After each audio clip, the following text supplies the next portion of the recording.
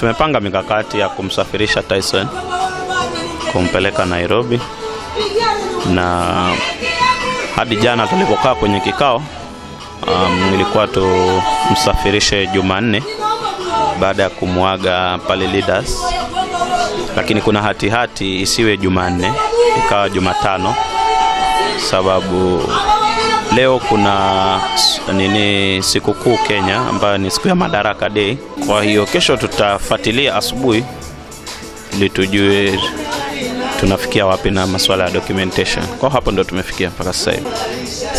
Mpaka sasa hivi mawasiliano ambayo tuko nayo ni kwamba Tyson atazikwa wiki ijayo Jumamosi, sio wiki hii.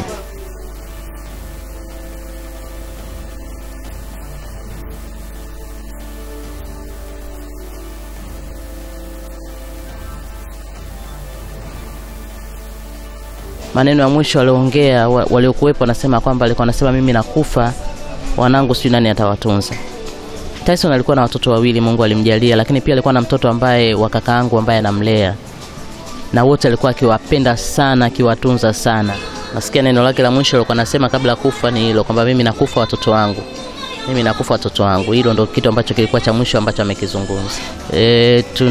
Kama ratiba itakwenda vizuri, kuna Watanzania wasanii ambao watatoka kuandamana naye pia.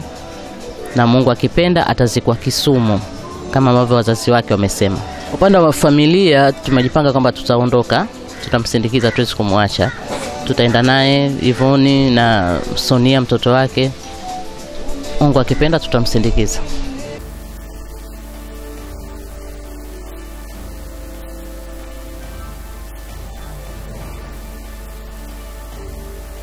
Tunatoa pole kwa wote waliofikwa na msiba huu mzito. Mwenyezi Mungu awape moyo wa uvumilivu katika kipindi hiki kigumu.